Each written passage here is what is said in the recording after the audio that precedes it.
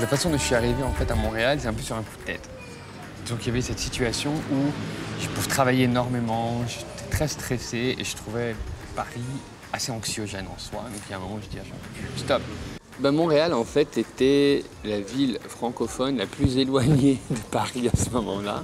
C'est le genre de ville en fait qui est de plus en plus plaisante quand on y reste un moment. Elle n'est pas automatiquement belle comme Paris l'est, mais la beauté de Montréal est sur d'autres choses. Le rythme de vie, les interactions avec les gens, l'énorme quantité de culture qu'il y a sur place pour une ville qui est techniquement pas si grande que ça. C'est vraiment tout ça qui m'a vraiment attiré sur le coup. En fait, ouais, je regrette pas mon choix, pas un instant, c'est clair. En fait, je pars du principe que le questionnement identitaire touche tout le monde. On se questionne tous de A à Z sur qui on est, d'où on vient, qu'est-ce qu'on veut faire, qu'est-ce qu'on veut laisser comme trace, pourquoi on est comme ça, pourquoi on est comme ça. Je pense que ça concerne tout le monde. Et ce serait quand même assez culotté, voire même un peu méchant, que de prétendre questionner l'identité sans se questionner soi-même. Il faut quand même un peu s'ouvrir aussi au monde et je pense que c'est comme ça que ça marche. En fait, si on enlève tout et on garde tout fixe comme ça, c'est juste un être humain comme un autre qui a juste eu la chance ou la malchance de se poser des questions et de les transformer en images, quoi. Mais mes personnages, en fait, sont au nombre de 13 aujourd'hui et ils sont entièrement les fruits de mon imagination. Chaque personnage a véritablement un point précis qui vient vraiment chercher quelque chose que j'ai en moi, dans mon cœur et dans mes tripes, quoi. Voilà.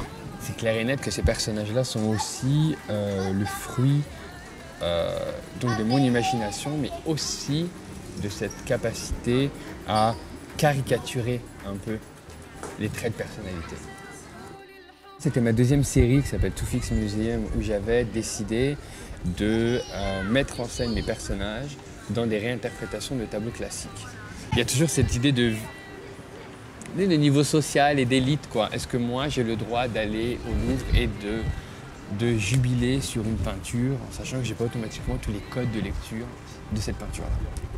Reprendre ces œuvres-là et me les réapproprier en les détournant, en les mettant dans les années 2000 avec mes personnages à l'intérieur. Et voilà, donc c'était un exercice assez laborieux quand même. Et donc ça a donné des situations comme Les Raboteurs de parquet de Gustave Caillebotte, donc qui avait fait scandale à l'époque parce que ça montrait des pauvres travailleurs qui ne faisaient pas à l'époque. Mais moi j'ai transformé ça en Les Joueurs sur le parquet, donc c'est Benjamin, un de mes personnages, qui a 11 ans et qui en fait joue avec des avions. Et en fait c'est une œuvre qui parle du 11 septembre. Quand j'ai exposé cette œuvre-là à New York, les gens qui connaissaient Les Raboteurs de parquet donc, ont reconnu l'œuvre instantanément, mais aussi ont regardé l'œuvre en plus et disent « Oh, c'est des avions ça. Oh, on parle du 11 septembre. Ok, là ça change toute la notion de l'œuvre. » Et c'est des choses comme ça que moi je trouve intéressantes. C'est prendre l'œuvre, essayer de la connaître, ça c'est clair, ensuite faire fi de tout ce que j'ai entendu sur l'œuvre, prendre l'image et la détourner pour en faire quelque chose qui est propre. Parce que déjà, je pars du principe que tout ce qu'on fait est politique. On ne peut pas prétendre qu'il n'y a pas un positionnement politique ou social dans ce qu'on fait au quotidien. Et vu ce que je fais artistiquement parlant, prétendre que ça n'est pas politique ou social, ce serait vraiment me mentir, ce serait un peu de mauvaise foi. Mais ça revient aussi à l'idée de faire passer des messages qui, pour moi, sont importants. Entre autres, tout le concept d'égalité homme-femme, tout le concept de féminisme aussi, tout l'aspect de l'identité comme étant une donnée complexe qui évolue, qui est en mouvance. Et surtout, éviter tout l'aspect, et justement pointer et dénoncer tout l'aspect assimilation, tout l'aspect invisibilisation de certaines parties de l'identité. Voilà. C'est des choses qui pour moi sont importantes. Donc c'est clair et net que si je vais passer à travers mon art pour faire passer mes messages, je le fais à 100%, ça c'est clair. Imaginer quelque chose, le mettre en image, passer un message. C'est un pouvoir qu'on a sur les gens pour faire ça. Jusque-là, j'ai pas trop à me plaindre. Parce que justement, les gens ont tendance à rigoler d'abord en voyant mon travail, en pensant que c'est assez léger. Mais bon, vu que je suis qui je suis, je passe des petits messages quand même. Donc en fait, la réaction des gens est assez variée. Il y a ceux qui aiment énormément, Il y a ceux qui trouvent ça sans plus. Ça, j'en ai pas vu beaucoup. Mais il y en a qui détestent. Quand on fait de l'art, on ne crée pas pour se faire aimer, on crée pour faire passer des messages. Et faire passer des messages, on va se faire des ennemis, on va se faire des amis. Il y a des gens qui vont juste rigoler jaune et nous faire croire que ça leur plaît quand ça leur plaît pas. Mais ça, c'est pas mon problème. Voilà, pas du tout. Mais en fait, je considère que moi, personnellement, en tant que Toufik, je suis pas si intéressant que ça.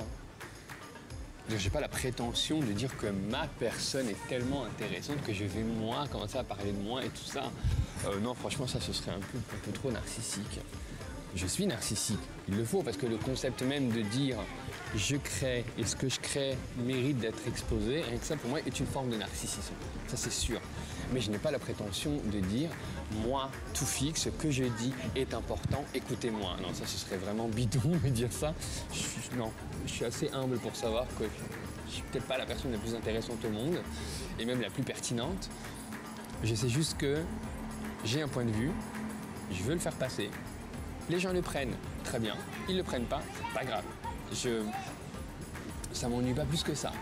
Et en plus de ça, les enjeux qui en fait moi m'intéressent sont des enjeux qui me dépassent.